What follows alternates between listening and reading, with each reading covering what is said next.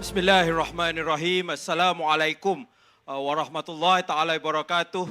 Salam sejahtera, salam perpaduan yang saya hormati Barisan Kepimpinan Pakatan Harapan, Barisan Kepimpinan Barisan Nasional dan kepada semua hadirin dan hadirat yang hadir pada program pada malam ini. Pertama sekali, kita pun baru nak biasakan diri dengan mood ceramah. Kita ingat lepas pilihan raya tahun lepas, kita boleh slow sikit. Tetapi sekarang kita dah masuk semula kepada tempoh pilihan raya negeri di 6 buah negeri. Dan walaupun kita ada tugas-tugas kerajaan, kita ada tugas-tugas di kementerian, tetapi yang paling penting yang rakyat nak tengok ialah untuk kita turun kembali untuk menyampaikan apakah mesej kerajaan perpaduan kepada rakyat dalam pilihan raya negeri kali ini.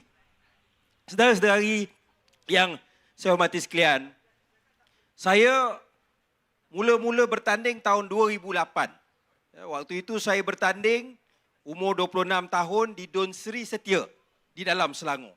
Sekarang saya ahli parlimen di Kuala Lumpur, tapi saya memulakan kerjaya politik saya di negeri Selangor. Dan pada waktu itu merupakan pertukaran kerajaan yang pertama dalam sejarah negeri Selangor. Tidak pernah berlaku.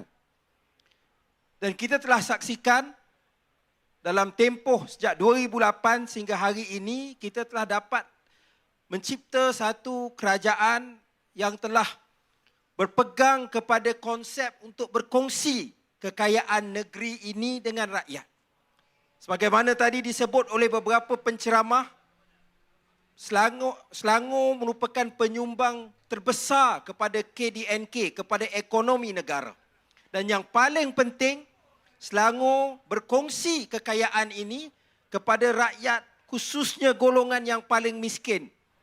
Saya pun dah tak ingat dah kalau zaman saya last kali meninggalkan Selangor 2018. Tapi yang pastinya, saya cek balik tadi, kita ada 46 polisi, 46 program yang melibatkan rakyat negeri Selangor daripada yang lahir sampailah meninggal dunia. Dan ini antara perkara yang sukar nak ditandingi oleh negeri-negeri lain. Dan saya boleh letak dengan jelas, antara negeri yang bagi saya sangat sedih tidak dapat berkongsi perkara ini ialah negeri Kelantan. Mak ayah saya orang Kelantan, sebab tu nama saya Nick. Jadi bukan saya suka-suka nak bercakap perkara yang tidak baik tentang negeri Kelantan. Tetapi soalnya bukan rakyat negeri Kelantan. Sebab apa saya kata macam tu? Saya yakin carilah di seluruh negara kita. Kalau tengok perniagaan-perniagaan yang kecil, yang sederhana, sampailah tokoh-tokoh korporat. Yang paling besar, orang Kelantan ini merupakan antara orang Melayu yang paling berjaya. Itu fakta yang tidak boleh dinafikan. Tetapi kenapa orang Kelantan memilih untuk berhijrah? Kenapa mereka tidak boleh tinggal saja di sana? Semangat perpaduan juga kalau tengok di bawah, di kalangan rakyat Kelantan, cukup padu. Di kalangan orang Melayu baik, orang India, Cina, Siam, tidak ada masalah. Masalah dia, saudara-saudara, di sana selepas begitu lama memerintah, kerajaan PAS, mereka telah lupa nilai-nilai yang ada. Kalau ketika awal dahulu, walaupun mungkin kita berbeza pandangan, kita daripada keadilan ada, kita ada daripada UMNO ada, daripada DAP, tetapi pada waktu itu, semua orang menghormati kepimpinan almarhum Tok Guru Ni Aziz. Hari ini, saudara-saudara, semangat kesederhanaan itu. Nak tengok, bercakap tu mudah. Tapi nak mengamalkan tu susah. Ia sudah tidak ada di dalam kepimpinan PAS yang ada pada hari ini. Saya bagi contoh yang paling mudah. Bagaimana di Selangor, daripada MB sampai ke Exco, semua pakai kereta Toyota Camry. Kat sini ekonomi dia jauh lebih besar. di negeri Kelantan. Ya, masalah air pun tak boleh selesai, stesen bas pun tak ada, tetapi bukan saja MB pakai Mercedes, sampai Exco pun pakai Mercedes. Kalau lumba atas jalan, Exco Kelantan akan mengalahkan Exco Selangor. Sebab dia pakai kereta lagi hebat. Tetapi saudara-saudara, ini bukan duit mereka. Ini duit rakyat. Dalam keadaan rakyat di negeri Kelantan susah, ya, tetapi mereka boleh menggunakannya dengan cukup mudah. Jadi sebab itu, kita boleh tengok, ya, di peringkat di Selangor ini, ya, keadaannya cukup berbeza. Saya boleh bercakap, kalau dalam kementerian saya, contohnya soal, banyaklah ya, soal sama ada tebatan banjir, kebersihan sungai, soal pengurusan hutan, soal banyak lagi yang mana negeri Selangor ini boleh dikatakan yang terbaik kerana peranan proaktif yang dimainkan oleh kerajaan-kerajaan negeri. Malangnya, ya, antara isu yang saya kena selesaikan, kalau kita tengok di Kelantan, saya bagi contoh paling mudah soal air. Tahun lepas, waktu itu ada soalan di Parlimen. Apakah punca masalah air di negeri Kelantan? Jawapan yang diberikan oleh menteri, punca sebenar masalah air di negeri Kelantan ialah masalah tadbir urus air Kelantan Sdn Bhd dan juga masalah kewangan air Kelantan Sdn Bhd. Yang bertanya pada waktu itu ialah Nik Nazmi. Ya, sebab saya merupakan ahli Parlimen Pembangkang. Yang menjawab Tuan Ibrahim Tuan Man. Ya, beliau merupakan Menteri Alam Sekitar dan Air pada waktu itu.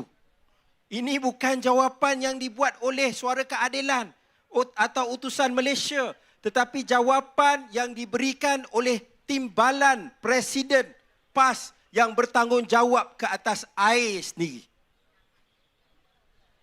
Ya, jadi hari ini kita tengok Datuk Taqiyuddin yang merupakan ahli Parlimen Kota Baru, mantan Menteri Sumber Asli dan Tenaga. Ya, beliau mengatakan kerajaan Madani ni tak kisah pasal air sebab nama air pun dah hilang daripada kementerian.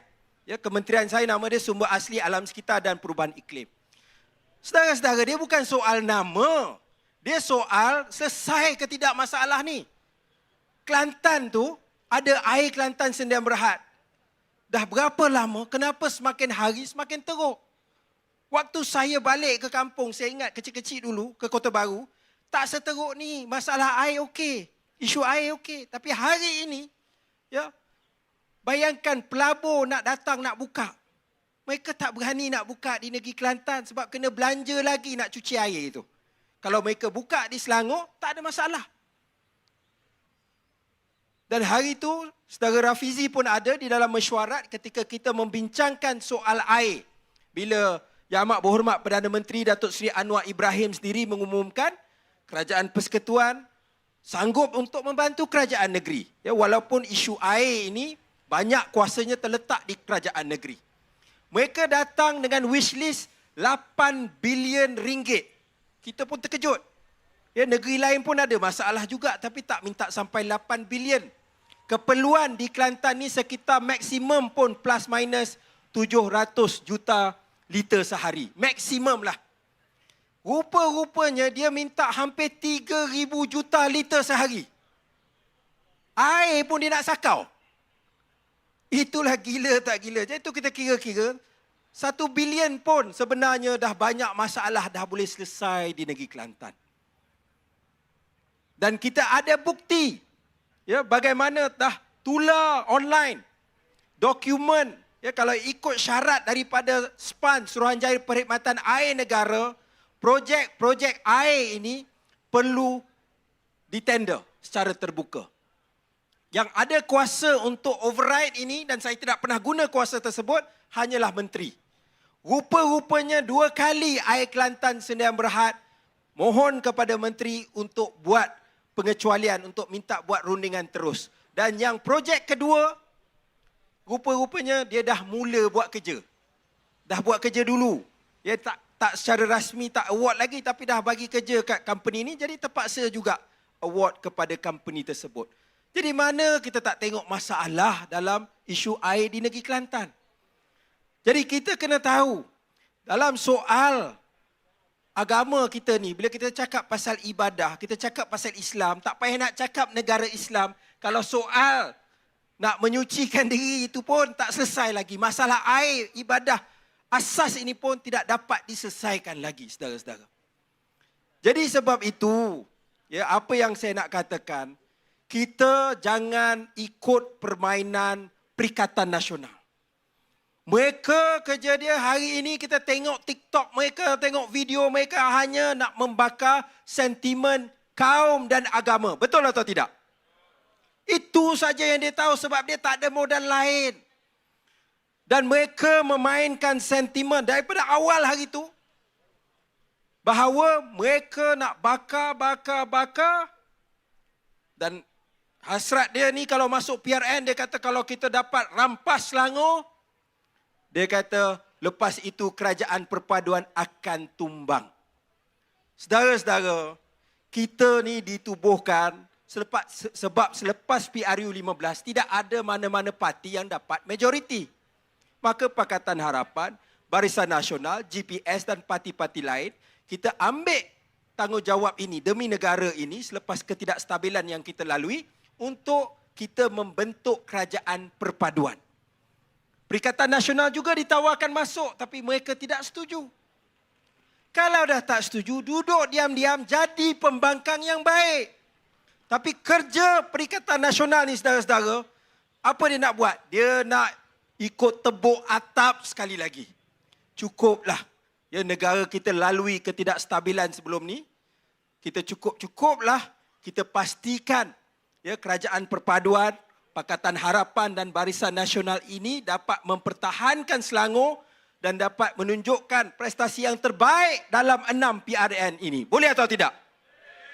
Kita bagi jaminan di mana tempat bertanding itu calon Barisan Nasional, penyokong-penyokong dan jentera Pakatan Harapan akan bagi dukungan penuh. Dan saya yakin bila saya turun berkempen di Kelantan dan Terengganu, kita tengok juga jelas komitmen daripada jentera dan anggota Barisan Nasional untuk memastikan kemenangan calon-calon Pakatan Harapan.